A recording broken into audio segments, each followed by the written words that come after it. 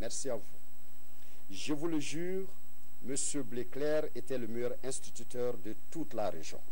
Je me demande s'il n'était vraiment pas sorcier, comme tous les villages en étaient persuadés.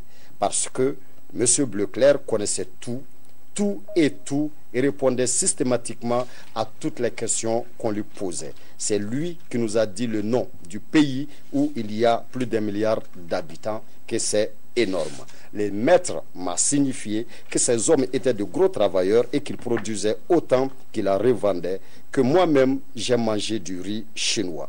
Bien au fond de moi, et pour la seule fois, je n'étais pas d'accord avec lui de ce côté-là.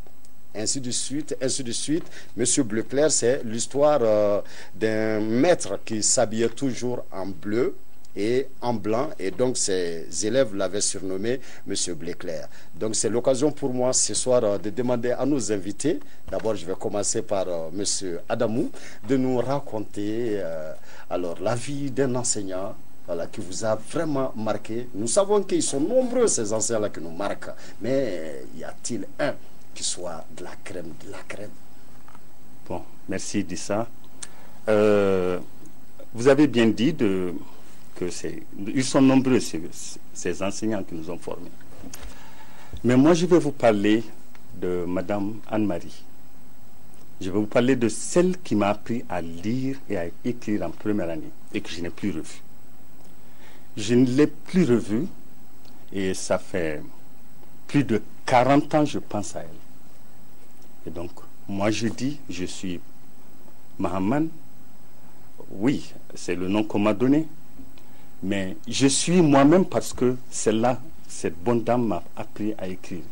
Et c'est vraiment avec beaucoup de peine que je parle de Madame Anne-Marie, c'est comme ça qu'on l'appelait. Et donc, depuis notre première année, je ne l'ai plus revue. Et si aujourd'hui vous devriez la revoir? Franchement, c'est avec un grand plaisir. Je ne sais pas si des gens peuvent m'aider à retrouver Madame Anne-Marie.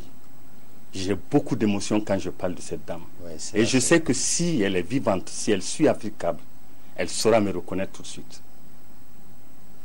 Et toute ma génération du reste. Merci. Je vous en prie. Adamou. Je vous en prie. Isaac, un témoignage aussi émouvant? Oui, très émouvant, Monsieur Dissa. Moi, vous savez, quels que soient les métiers que nous exerçons, nous avons des idoles. Moi, enseignant, j'en ai également en tant qu'enseignant. Moi, je me souviens directement à mon professeur ou encore à mon maître du premier cycle, celui qui m'a donné le goût de l'apprentissage, celui qui m'a donné la soif de l'inconnu. Un véritable enseignant sobre, humble, qui a l'amour du métier. J'appellerai ici Feu Kariba Konaté. Il n'est pas de ce monde, mais c'est un monsieur qui nous a marqué pendant notre tendre enfance à l'école. Donc je profite de cette occasion pour lui rendre un vibrant hommage. Je lui dirais qu'il a fait de nous ce qu'il souhaiterait que nous soyons. Donc merci beaucoup, où qu'il soit, que Dieu veille sur son âme, en un mot. Merci. Merci. Merci, M. Koulibaly. Docteur Traoré, un enseignant qui vous a marqué particulièrement? Oui. Pour moi, c'était une ancienne plutôt, parce que celle de la première année, celle qui savait que je ne savais pas, celle qui savait que je ne savais pas et qu'il fallait que je le sache. Donc, elle m'a accompagné. Dieu faisant bien les choses aussi, à ma thèse, j'avais une directrice de thèse. Donc, j'ai commencé par la finesse féminine et terminé aussi mes études par la rigueur féminine. Donc, tout au long de mon parcours, c'était que finesse alors. D'accord. Et nous voyons en tout cas à travers vos réponses qu'il s'agit là quand même des maîtres de premier cycle, carrément. Hein. Oui. Donc nous avons vraiment l'impression finalement, M. Adamou, que tout le grand travail s'est fait surtout à ce moment-là. C'est à la base. En réalité, on l'a toujours dit, les fondamentaux des apprentissages, c'est au premier cycle. On met un enfant à l'école, c'est pourquoi? C'est pour qu'il sache lire, écrire, compter et parler. Et ça va se décliner jusqu'au doctorat. Ouais. Mais si on met un enfant à l'école, il va jusqu'en classe de 9e année, il fait le DEF, il ne sait pas lire, je pèse mes mots, il ne sait pas lire, vous et moi, nous les savons, nous les avons eu au lycée, au secondaire. Il y a des élèves qui ne savent pas lire. On se dit, mais comment ils ont fait? C'est vrai. Alors qu'en réalité, on avait des enseignants qui savaient nous apprendre à lire. La Première République envoyait par exemple à Gao, c'est ma ville de naissance, Madame Anne-Marie, elle ne savait pas parler son rêve. Elle me parlait français. Et moi, je ne comprenais pas le français, mais j'ai appris le français avec elle. Ouais. C'est comme ça. La notion de langue maternelle, souvent, ça vient de l'instituteur ou de l'institutrice. Oui, mais M. Adamou, avec votre carrière, Oui. est-ce qu'il vous est arrivé, en fait, d'avoir l'occasion alors de faire les retours de l'ascenseur? Autrement dit, est-ce qu'un de vos anciens professeurs a été dans un cycle ou dans un autre, votre élève, une fois? Cela vous est arrivé? Bon, pas élève, mais stagiaire. Ok. Certains de mes professeurs sont devenus nos stagiaires dans les lycées. Et c'est avec grande émotion qu'on les reçoit. Et voilà. Et ils savent qu'avec nous aussi, cette fois-ci, ils viennent apprendre. Oui. Et c'est très important dans la vie d'un enseignant. C'est vrai. Docteur, ça vous est arrivé à vous?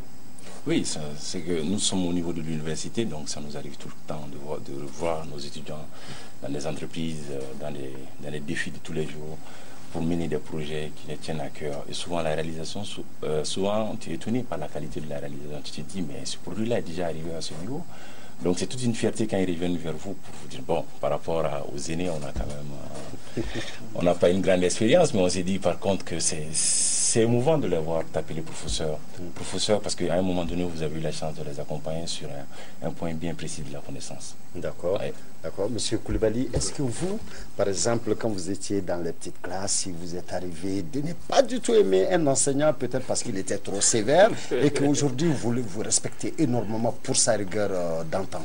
Oui, ça m'est effectivement arrivé, mais ce n'était pas pratiquement mon maître de classe, c'était le directeur de l'école, un directeur très rigoureux, un directeur, je dirais, travailleur, qui avait l'amour de son métier, un directeur qui savait suivre les enfants.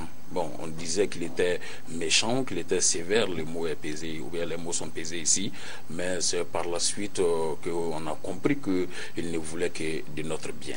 Donc, il y a ces pensées un peu négatives de l'enfance qui nous hantent jusqu'au niveau supérieur, mais par finir, on comprend que c'était vraiment pour le bien des enfants. Oui, justement. D'accord. Monsieur Adamou, en fait, à travers le monde, nous avons beaucoup de dates qui célèbrent les enseignants.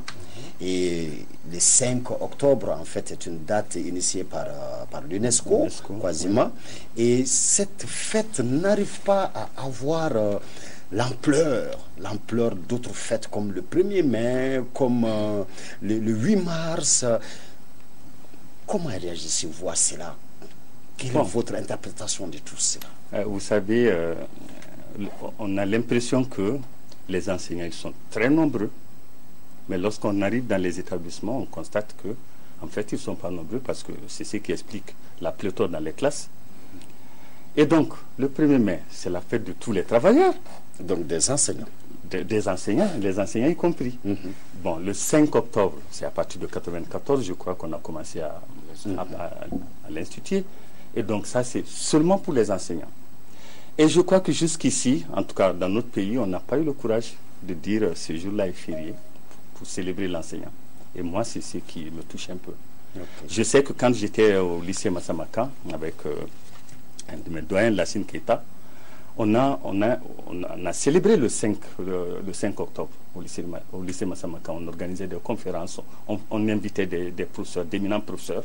On les invitait, donc souvent ils viennent nous parler du monde des enseignants. Ça, on l'a fait au lycée Massamaka. Mais d'une manière nationale, malheureusement, souvent ce sont nos élèves. Il fut des années où moi, je n'étais pas en contact avec le lycée Massamaka, et donc j'ai un peu oublié. C'est un de mes élèves sur Facebook qui me dit « Bonne fête, monsieur ». Alors là, j'ai dit « Mais c'est pas possible, c'est le 5 octobre aujourd'hui. » Oui. Il m'a rappelé que c'est le 5 octobre, c'est notre fête. D'accord. Voilà, d'accord. Monsieur Koulibaly, alors nous allons parler des enseignants d'hier et ceux de maintenant, parce que ce débat quand même est vraiment posé au sein de l'opinion aujourd'hui. Justement. Alors on entend on entend tout. Des gens qui trouvent que les enseignants d'hier étaient de loin les meilleurs à ceux de maintenant. Mais qu'est-ce qui a changé, par exemple, au niveau de la formation des formateurs que sont les enseignants? Bon, vous savez, M. Dissa, l'école malienne a été et est également à la croisée de beaucoup de chemins. Je pense qu'avec la fermeture des instituts pédagogiques d'enseignement généraux et également les écoles normales secondaires, les ENSEC, un grand fossé s'est installé au Mali, au niveau de la fonction enseignante, au niveau du recrutement du personnel enseignant, et également au niveau de l'éducation, en quelque sorte. Donc par la suite, le gouvernement a été maintenant obligé de recruter les enseignants qui ne sont pas de profil enseignant pour combler les trous. Et ce qui nous a conduit vers la stratégie alternative du personnel, la stratégie alternative du recrutement du personnel enseignant, communément appelée SARP. Et avec cette SARP-là, il y a eu tellement de contradictions, il y a eu tellement de chevauchés que l'État a été obligé de recruter des enseignants dans les désordres. Je dirais dans les désordres parce que des enseignants ayant comme temps de formation 45 jours, ayant comme temps de formation 3 mois ou 6 mois, qu'est-ce que ces enseignants vont donner comme leçon, qu'est-ce que ces enfants vont donner, qu'est-ce que ces enseignants vont donner comme formation à nos futurs enfants. Moi je pense que le fossé a été creusé là, et également au niveau de nos vieux enseignants, il y avait la vocation. Il y avait l'amour du métier, et de nos jours, moi je pense que l'argent a pris le dessus sur beaucoup de choses. Je crois que nous aurons le temps justement de parler de cette problématique d'enseignants par nécessité, d'enseignants par vocation. Docteur Traoré, est-ce qu'au niveau de cette comparaison qu'on fait entre les enseignants d'hier et ceux d'aujourd'hui, tels que venait de dire tout de suite M. Isaac Coulibaly, en fait, l'État, à un moment donné, a été presque obligé de recruter n'importe comment. Est-ce qu'il y avait vraiment des critères pour choisir les formateurs, les enseignants? Si oui, lesquels? Oui, cette question est vraiment complexe parce que même quand on commence par parler de fêter le monde enseignant, c'est que moi je pense qu'à un moment donné, les enseignants ont besoin de reconnaissance d'abord. Les enseignants n'ont pas besoin d'être fêtés parce qu'un enseignant c'est un modèle de tous les jours. Donc le modèle de tous les jours doit être dans une dynamique perpétuelle d'hommage, en termes d'hommage. L'enseignant n'est pas en dehors de la société. L'école c'est un continuum. D'analyser l'enseignement de façon détachée des enjeux à l'époque, il faut essayer de voir quels étaient les enjeux. C'est que si nous essayons de voir la période avant les indépendances, on sait tous que l'administration coloniale s'est servie de l'école. Donc, qu'est-ce qu'on amenait, par exemple, si on faisait même le résumé des chants et des récitations qu'on donnait à l'école, c'était la France, notre patrie mère. Nos ancêtres, le Gaulois, nous ont apporté la civilisation qui va nous permettre de sortir de la sauvagerie, de la barbarie. Nous, les enfants de France, si la guerre arrive, nous allons nous battre comme les soldats de France. Donc, quelque part, les individus étaient formés par les enseignants pour répondre à une administration coloniale. Après, lorsqu'on a obtenu l'indépendance, il fallait changer.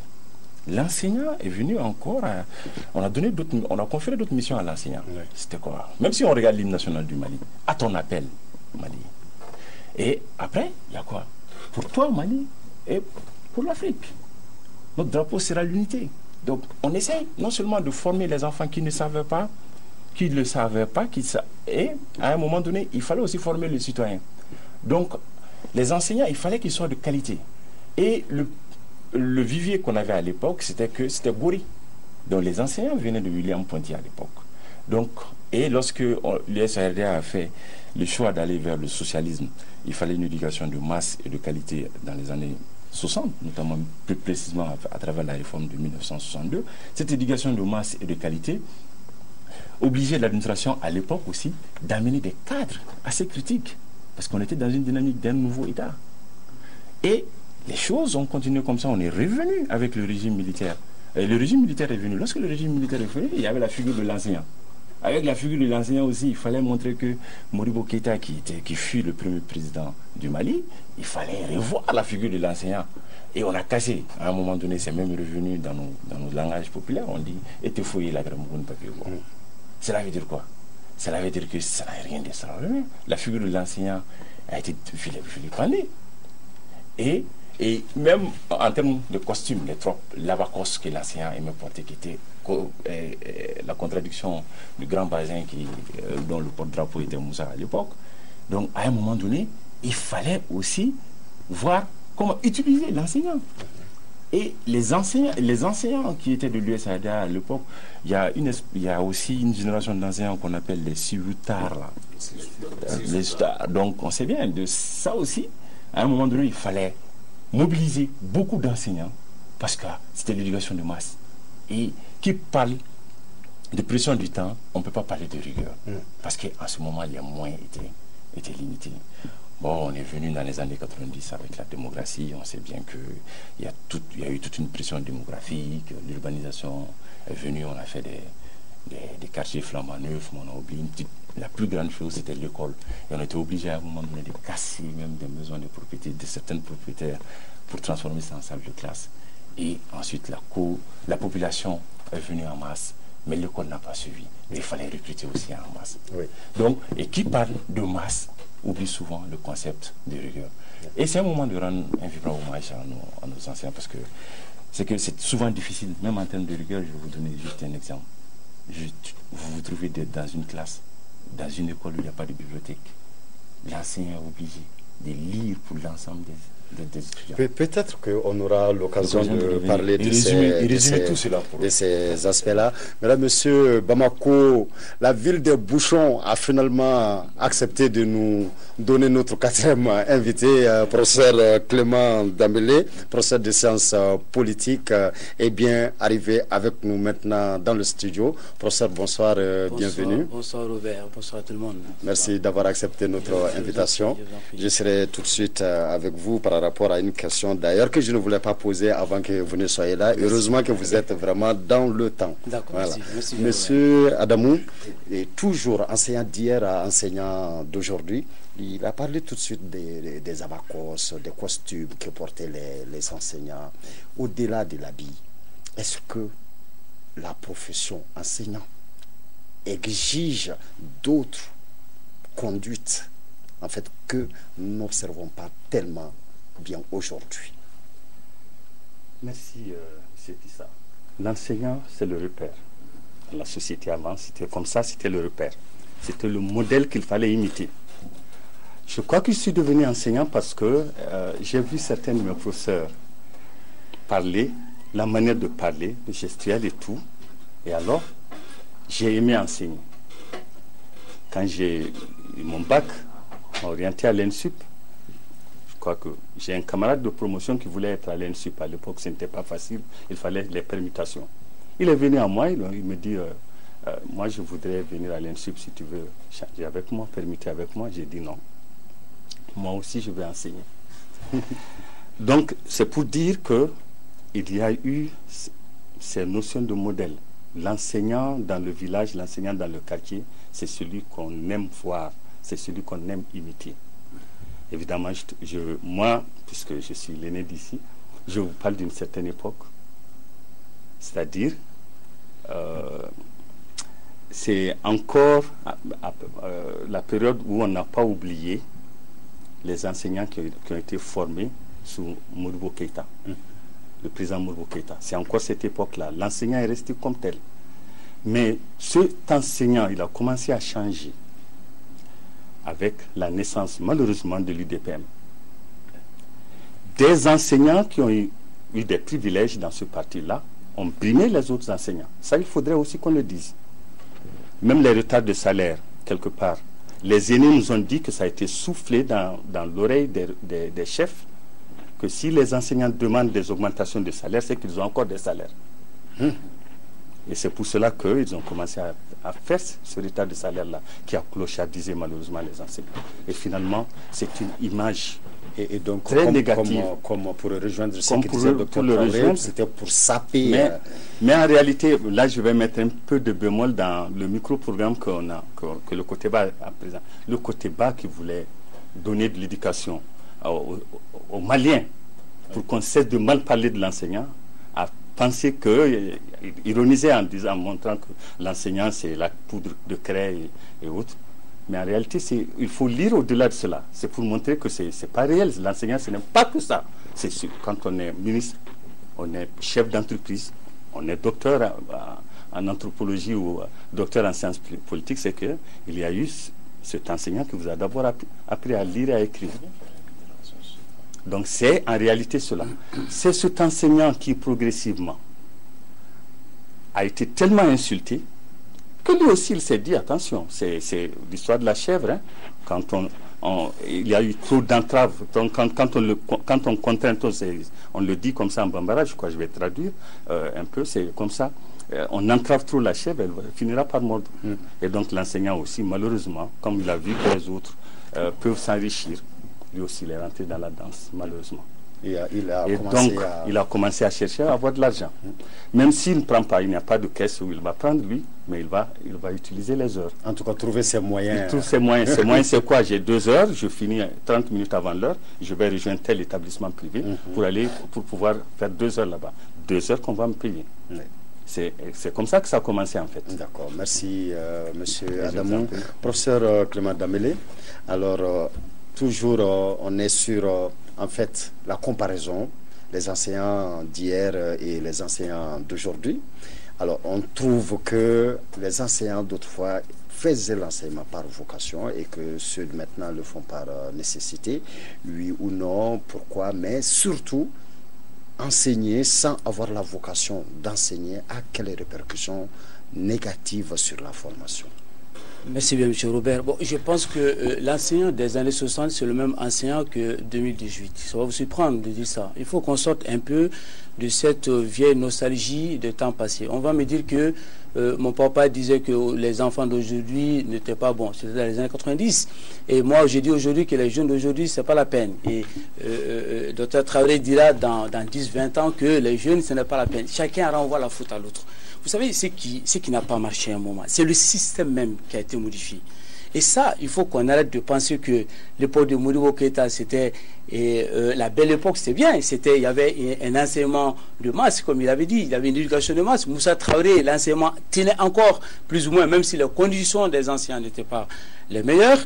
Mais c'est à partir de 1993. Ça, il faut que on se situe très bien dans l'histoire. Quand on fait une étude diachronique et synchronique de l'éducation malienne de 1848 à en 2018, on se rend compte que la cassure se situe au niveau des années 93. Vous savez pourquoi, M. Robert? C'est qu'en 1963, on a fait la première grande réforme du système éducatif. Et pendant 30 ans, ce système a tenu. La méthode syllabique, on faisait l'école expérimentale. À partir de 1993, il y a eu la première réforme que les gens oublient souvent. On a mis en place ce qu'on appelle la NEM, la nouvelle école malienne. Que les gens, avant la NEF, que les gens ont tendance souvent à oublier. On a mis d'abord en place la NEM qui est la nouvelle école malienne. Et spontanément, quelques instants après, on a mis en place la NEF. La NEF qui est venue accoucher de Prodec. Et successivement, l'école malienne est devenue une sorte de laboratoire. Mais laboratoire pour les enfants pauvres. Laboratoire pour tester des méthodes qui ne marchent pas ailleurs. Laboratoire pour tester des systèmes qui ne marchent pas.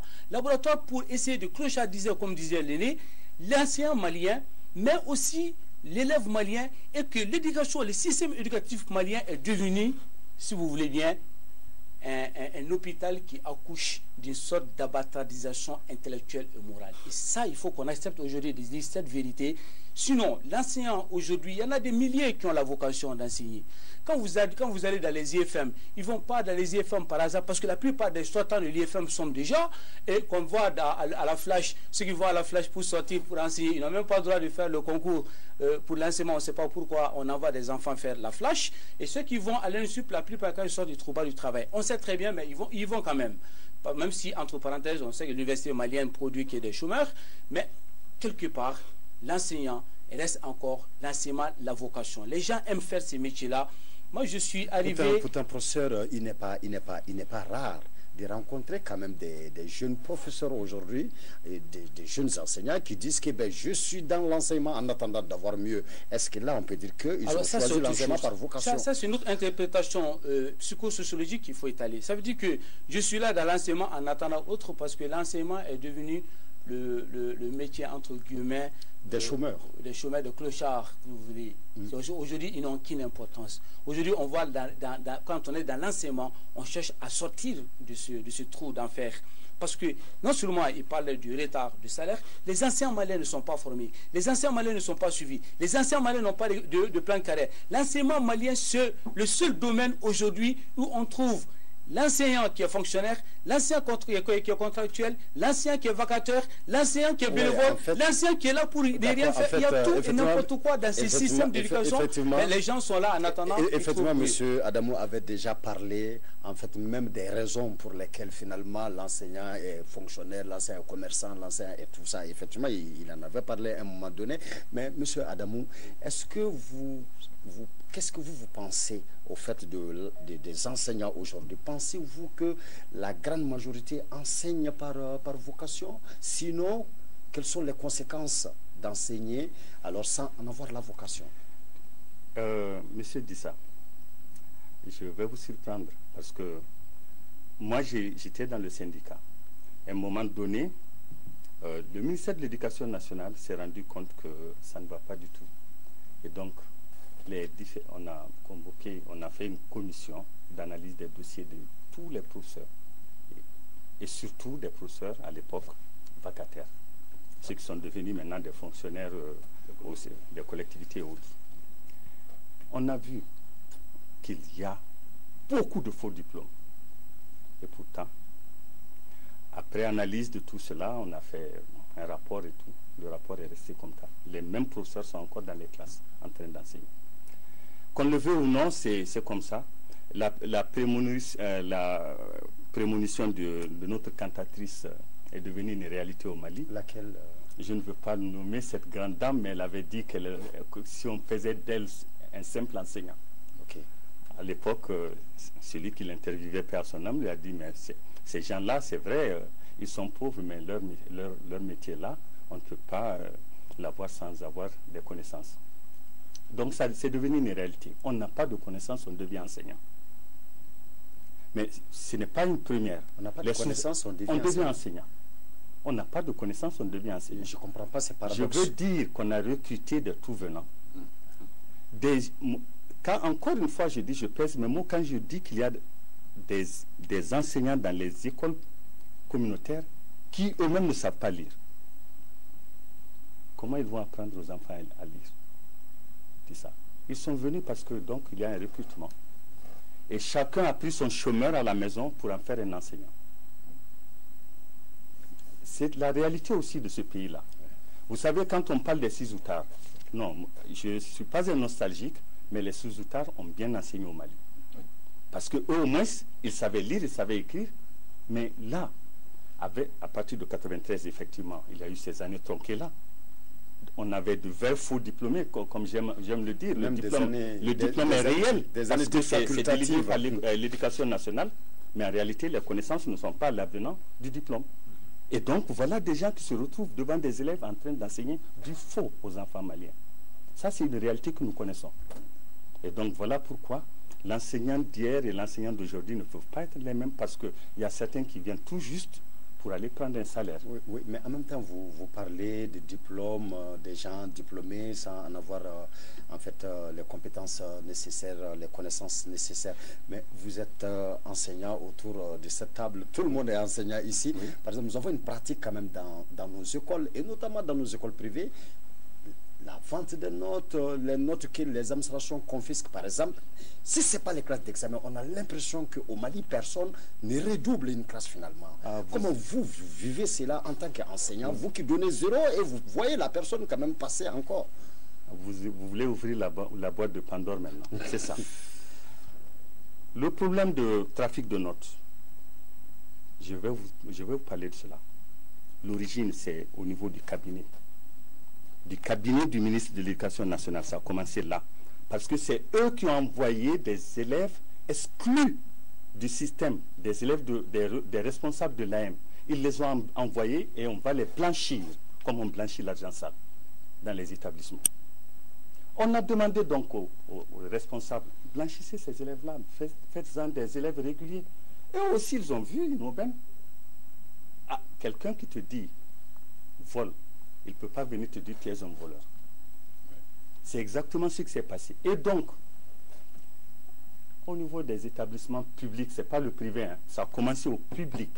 Le trafic des notes, là, ça a commencé au public. Je suis un professeur de l'enseignement public, moi. Et personne ne dénonce. Personne ne dénonce, et vous savez pourquoi? Non. Parce que ces postes-là aussi, moi je suis professeur, j'étais professeur de l'enseignement secondaire général, je me dis qu'un jour je vais être proviseur aussi. Donc je ne vais pas cracher dans cette soupe que j'aurai à boire après. Oui, donc je refuse de dénoncer. C'est sûr. Et donc, les établissements privés sont allés à l'école du public. C'est parce qu'au public, ils ont osé changer les notes des élèves. Nous, nous corrigeons, nous menaçons les élèves, voilà, et nous donnons des notes. Mais l'élève, il rit un peu, il sourit un peu. Il se dit, à un moment donné, plus besoin même des répétiteurs. On attend la fin de l'année, on tend de l'argent, sa note est falsifiée, comme vous l'avez dit, c'est une réalité, et on passe en classe supérieure. D'accord. Monsieur Koulibaly, en tant que jeune enseignant, alors, est-ce que vous avez essayé d'avoir des actions contre ces pratiques-là, en fait, de falsification des notes, du fait que, par exemple, personne ne redouble plus une classe si ce n'est vraiment pas une classe d'examen? Bon, moi, d'abord, avant d'entamer ta question, je vais revenir un peu sur... je vais répondre sur les propos de M. Clément qui disait qu'il y a eu une cassure au niveau vers les années 1993. C'est à partir de cette même année que nous avons constaté la fermeture des écoles de formation des maîtres. C'était les IPEG et les ENSEC. Et quand je parlais du grand fossé, et c'est à partir de cette année que le grand fossé s'est établi. Et pendant ce mandat du président, on a vu l'avènement de la NEF, comme il a si bien dit, la nouvelle école fondamentale. On disait que chaque école, avec la politique de chaque école, un établissement, ou bien chaque village, une école. Et moi, je me rappelle très bien à l'Assemblée nationale, lorsqu'un député disait qu'avec cette politique, est-ce que ce ne serait pas chaque village un enseignant? Donc, pour maintenant bien plancher sur la politique, ils ont été obligés de recruter le personnel enseignant. Et les personnels enseignants fournis par les écoles de formation n'étant pas en nombre satisfaisant, ils ont été obligés de piocher par-ci, par-là. J'ai parlé de cette stratégie alternative du recrutement du personnel enseignant. Ensuite, on parlait de l'enseignant d'hier et l'enseignant d'aujourd'hui. Moi, je vais faire allusion au propos de monsieur, du docteur Tchemogo, quand il parlait de Sisuta. Et maintenant, après le départ de l'administration coloniale, il y a eu un grand besoin de combler les vides. Donc pour combler les vides, ils ont été obligés de piocher au niveau des étudiants, des élèves qui étaient en cours déjà. Et on a vu que maintenant, les moins brillants ont été pris, ont été recrutés comme des commandants des cercles, des administrateurs, des magistrats. C'était les plus brillants qui ont été recrutés comme étant enseignants. Et les plus brillants ont été recrutés comme étant enseignants. Les plus bons, je dirais, ont été recrutés comme étant enseignants. L'enseignant doit être fêté. L'enseignement doit être fêté parce que l'enseignant, c'est d'abord ce monsieur qui a une double cassette. Parce que l'enseignant a non seulement pour mission d'instruire, mais aussi d'éduquer l'apprenant. Il a pour mission de lui apprendre les savoirs. Les savoir-faire, les savoir-être et les savoir-vivre. Donc l'enseignant doit être un modèle. Et il a été amèrement constaté aujourd'hui que ce beau métier a été détruit par le goût avéré de l'argent. Et ce qui nous a conduit vers toute cette débauche-là, entre griffes, je pèse mes mots, cette débauche au niveau du recrutement, au niveau de l'ouverture des écoles privées, au niveau également, et même, comme monsieur l'a dit, dans l'enseignement public. Donc maintenant, il faut soigner cette plaie-là, cette plaie qui est creusée par l'État même. L'État est à la base de ce grand fossé, de cette plaie béante et géante et même profonde. D'accord. Docteur Tchemoko Traoré, oui. Alors, toujours sur ce point-là, des élèves, des étudiants qui ne redoublent qu'en classe d'examen. Alors, quelle est votre réaction par rapport à ça? Parce que c'est quand même connu de tout le monde et rien n'est fait contre ça. Comment tout le monde peut toujours passer?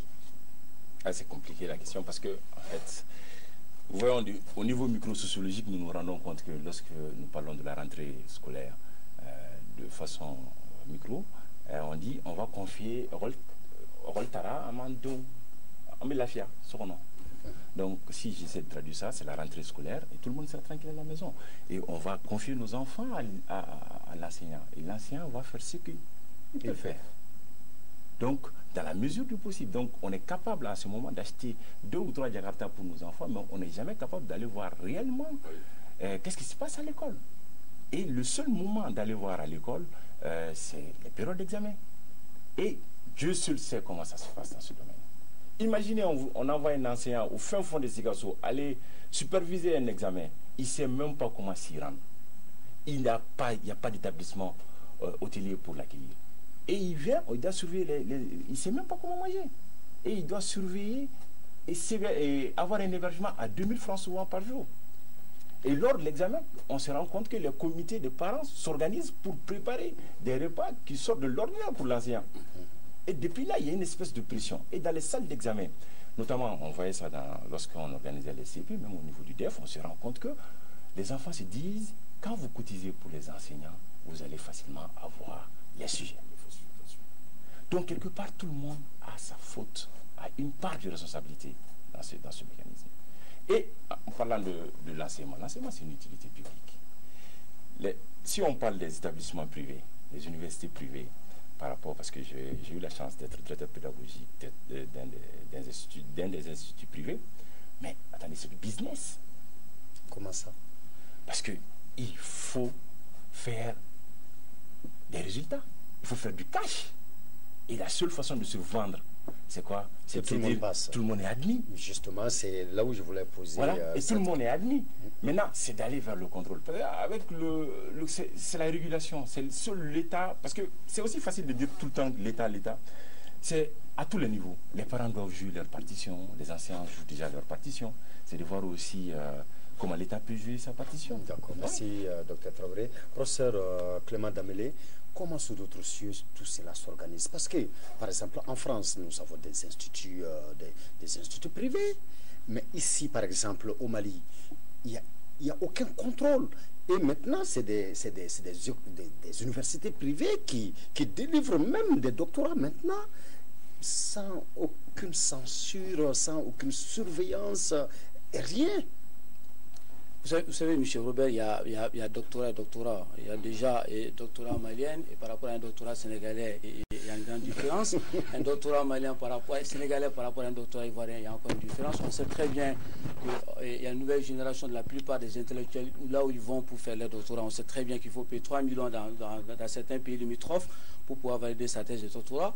Et quand tu fais un doctorat au Maghreb, et quand tu fais aux États-Unis ou quand tu viens en France, il y a toute une différence. Donc il y a toute une stratification de doctorat.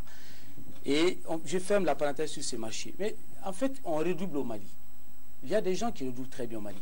Ce sont des enfants des pauvres qui redoublent dans ces pays. Mais les enfants des riches ne redoublent pas. L'école malienne, le système pédagogique malien est un crime contre l'humanité malienne. Et je l'ai dit et je l'assume. Je m'explique. Quand on regarde sociologiquement, on sait très bien que la gestion d'un État dans le futur dépend d'un certain nombre de leviers stratégiques. D'abord, c'est la catégorie socio-professionnelle de ceux qui vont faire tout ce qui est comptabilité, tous ceux qui font finance, tous ceux qui vont faire management et sciences politiques, tous ceux qui vont faire transport logistique et les infrastructures, et après, tous ceux qui vont faire les banques, etc., etc. l'école malienne publique ne forme pas des enfants là-bas. Donc, demain, les enfants qui vont gérer le Mali, même qu'ils soient incompétents, ont la chance d'aller dans les écoles privées qui forment des gens dans banque, assurance, audit, comptabilité, ressources humaines, management, etc., sciences politiques, etc.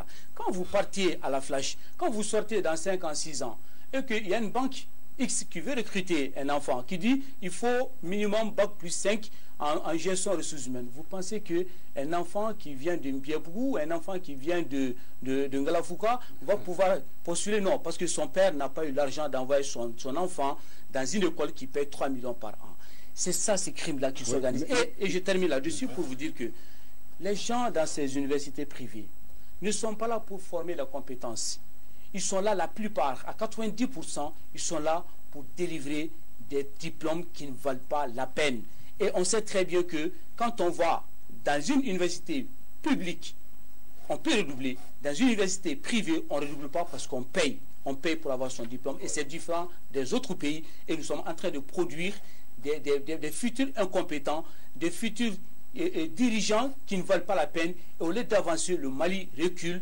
Et ça, au vu aussi de nos dirigeants, des ministères, de la société civile, des syndicats, parce qu'il y a l'aîné qui disait qu'il était syndicat, au regard des syndicats, qui moi j'attends qu'un jour, les syndicats demandent à ce qu'on aille en grève illimitée, tant que le ministère de l'Éducation nationale ne met pas les choses au clair et qu'aucun enfant malien ne puisse passer avec des notes de bonheur, des notes irresponsables. Justement, docteur Traoré, je venais à vous. Alors, vous allez quand même en profiter pour en fait, nous répondre à cette dernière question plateau. En fait, tous des enseignants auront pu, si vous devriez en fait proposer une réforme, voilà, au niveau de l'école malienne. Alors, votre réforme allait commencer par quel point au juste, pourquoi et qu'est-ce que vous auriez préconisé? En 2 minutes en même temps. En 2 minutes. Donc, l'école formate, l'école malienne formate, l'école malienne laisse très peu d'espace au génie de nos apprenants. Donc, nous devons être dans une dynamique souvent d'être des maîtres ignorants. Je pense qu'il y a un ouvrage même dans cette dynamique. À un moment donné, laissons un peu de place aux étudiants à s'exprimer. Mais c'est ça que je veux dire à l'aîné Clément. À la Flash, nous formons très bien les étudiants. Parce qu'en en fait, à l'école, ce n'est pas seulement être dans une dynamique de formation économique ou logistique. Mais il faut que nous soyons dans une dynamique aussi de comprendre que quand on parle de l'entreprise de la connaissance, il y a 2 niveaux qu'il faut voir. Il y a le capital économique, il y a le capital culturel. Un enfant d'enseignant ou un enfant d'un cadre dans ce pays n'est pas forcément, parce que moi je veux cliver dans ce domaine, c'est qu'un enfant de cadre a l'habitude d'avoir une certaine familiarité avec des mots qu'un enfant qui ne provient pas d'une famille cadre n'a pas forcément. Donc ce capital économique souvent est très important et culturel. Parce que c'est culturel dans le fait que l'enfant, une fois à l'école, aura un point de démarcation avec l'autre. Mon papa a l'habitude de me dire, je vais éplucher les pommes de terre. Arriver dans la classe avec un enfant de paysan qui n'a jamais entendu ce mot, lorsqu'on va faire des dictées contrôle, ça va être problématique. D'accord, donc en résumé, l'école malienne n'est pas en dehors de la société. À un moment donné, nous devons voir de façon globale l'homme malien, quelle orientation nous aimerons donner à ce dirigeant. Et pour cela, tout commence par la formation de base. Par rapport à cette formation de base, une des fortes recommandations que peut-être je peux formuler, c'est de dire maintenant qu'on ne peut enseigner au Mali que lorsque on a minimum le bac, parce que les conditions s'y prêtent et que nous devons accompagner et faire aussi. Et le ministère de l'Éducation doit vraiment recycler la formation, avoir un budget pour je reconnais que je suis ce soir seulement avec des enseignants et comme on le dit chez nous, vous aimez trop bavarder, vous aimez trop parler, les enseignants. On a beaucoup de choses à dire. D'accord. Monsieur Isaac Koulibaly, alors à vous, s'il y a une réforme à faire, laquelle Bon, moi je ne sais pas si les 2 minutes me seront suffisantes. 1 minute maintenant. 1 minute parce que d'abord il faut changer le système. Le système éducatif malien est très ancien, c'est très caduc et c'est un système qui n'évolue pas. Parce que moi, je me rappelle très bien, en 2006, rapidement, en 2006, quand je servais toujours à Yanfolila, quand je servais, j'ai été voir mon conseiller pédagogique. Je lui ai demandé que j'ai vu à la télé que j'ai appris à la télévision lors d'un magazine que le système solaire n'est plus constitué des 9 planètes. Vous voyez, quand on dit que le système et que Pluton n'est plus une planète, le professeur en question, ou encore les conseillers pédagogiques en question me dit que lui, il l'aurait entendu, mais que le système éducatif malien n'a pas bougé du doigt. Donc nous avons un système très ancien, un système qu'il faut remodeler, un système qu'il faut actualiser avec les nouvelles techniques de l'information et de la communication. En secondo, également, l'État doit beaucoup subvenir au niveau des établissements privés, parce que en vérité les écoles privées ont eu à désengorger l'école publique. Les écoles privées de nos jours sont des établissements de proximité, donc l'État doit leur apporter un soutien considérable en leur envoyant des enseignants recrutés au niveau de la fonction publique de l'État ou de la fonction publique des collectivités. Et ces mêmes écoles doivent être suivies par l'État malien pour qu'ils puissent donner un bon résultat, parce que c'est toujours l'école malienne, c'est toujours l'enseignant malien, c'est toujours l'apprenant malien qui est formé dans ces écoles privées-là. Et ensuite, au niveau du recrutement ou bien au niveau des écoles de formation... En fait, j'avais demandé juste une réforme. Juste une réforme, pas toutes les réformes qui s'imposent. Elles sont tellement nombreuses. Elles sont très nombreuses. Voilà, ces réformes qui nombreuses. s'imposent. Oui. Donc, je voulais seulement savoir laquelle vous étiez vraiment la plus chère. Et, professeur Clément Dambélé, s'il y a une réforme à faire, laquelle? Le contenu pédagogique. Nous avons un contenu pédagogique, l'un des plus médiocres qu'il soit. Oui.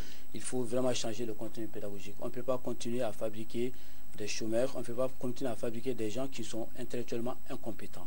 Il faut permettre à l'enseignant malien de pouvoir faire des publications, des recherches, et ça au niveau supérieur, il faut accompagner ces enseignants-là. Il ne s'agit pas de donner des primes de recherche, mais il faut imposer à l'enseignant malien de produire, et ça, il faut lui donner des outils de production intellectuelle, et en dernier lieu, il faut rapprocher l'école malienne du cadre d'emploi, tout en ramenant une discipline qui est l'entrepreneuriat et la dernière chose, le civisme. Il n'y aura jamais de futurs bons patriotes maliens tant que l'école malienne ne forme pas de futurs bons patriotes. Et ça, il faut une bonne éducation civique et morale sur lesquelles il faut mettre l'accent et former les bons civiques maliens. Merci, professeur Clément Dambélé.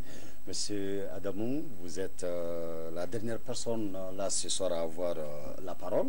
Alors, donc, s'il y a une réforme, une seule à faire, moi, je ne parlerai même pas de réforme. Je vais tout simplement demander aux responsables maliens de faire comme les autres qui nous entourent. Tout simplement. Nous sommes dans l'UMOA, qu'on enseigne comme les autres pays, même terminologie, même contenu, etc., comme les autres. Moi, c'est tout ce que je cherche maintenant. D'accord.